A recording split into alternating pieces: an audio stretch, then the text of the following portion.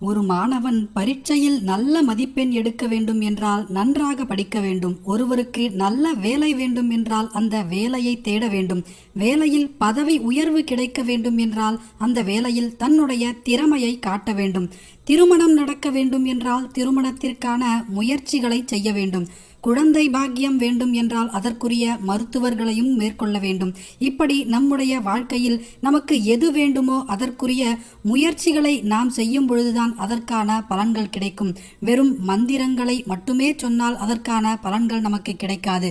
ஆனால் அப்படி முயற்சிகள் செய்தும் நமக்கு பலன் கிடைக்கவில்லை என்றால் இந்த ஆஞ்சநேயரின் ஒரே ஒரு மந்திரத்தை ஒரு நாள் மட்டும் சொன்னால் போதும், உடனே கைமேல் பலன் கிடைத்துவிடும். நாம் நம்முடைய முயற்சியை தொடர்ந்து விடாப்பிடியாக செய்து கொண்டே வந்தோம் என்றால் நம்முடைய இலக்கை ஒரு நாள் கட்டாயம் அடைந்து விடலாம்.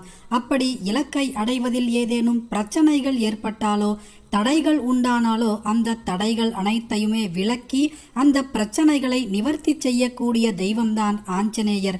இவருக்கு காரிய வெற்றியை தரக்கூடிய ஆற்றல் உண்டு. அதனால்தான் இந்த காரிய வெற்றியை தரக்கூடிய அனுமனின் மந்திரத்தை நாம் சொன்னோமே என்றால் நமக்கு நமது முயற்சிகளில் ஏற்படும் தடைகள் அனைத்தையுமே நீக்கி நாம் நினைத்த காரியத்தை வெற்றியாக்கி தருவார். நாம் செய்யும் செயலில் நமக்கு வெற்றி கிடைக்க வேண்டும் என்ற பட்சத்தில் நாம் முதலில் ஆஞ்சநேயருக்கு ஒரு தீபத்தை ஏற்ற வேண்டும். இதற்கு நல்ல நாளாக பார்த்து ஒரு நாளை தேர்வு செய்து கொள்ளுங்கள். முடிந்த அளவிற்கு அது வளர்பிறையாக இருப்பது நல்லது. மேலும் அன்றைய தினத்தில் தங்களுடைய நட்சத்திரத்திற்கு சந்திராஷ்டமம் இல்லாதவாறு பார்த்து கொள்ளுங்கள்.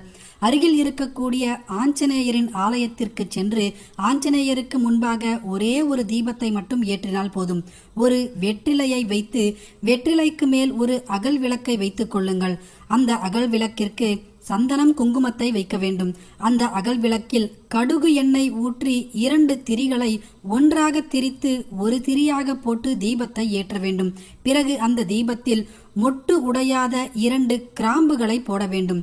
பிறகு எந்த காரியம் வெற்றி அடைய வேண்டுமோ அதை மனதார பிரார்த்தனை செய்து கொண்டு இந்த அனுமனின் மந்திரத்தை ஒரு முறை மட்டும் சொல்லுங்கள். ஓம் த்வமஸ்மின் காரிய நிர்யோகே பிரமாணம் ஹரிசட்டமால் ஹனுமான் யத்னமஸ்தாய துக்காக்ஷயகரோ பவ.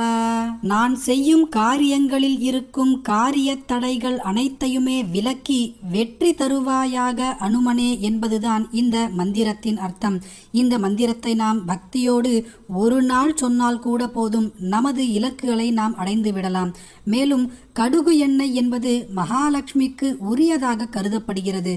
அதோடு மட்டுமல்லாமல் கிராம்பும் மகாலட்சுமிக்குரிய வாசனை பொருளாகவே கருதப்படுகிறது.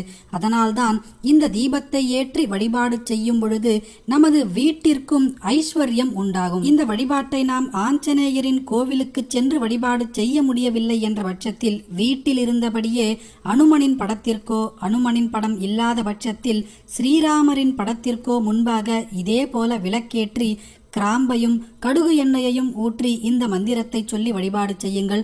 கட்டாயம் உங்களுக்கு காரிய வெற்றி கிடைக்கும்.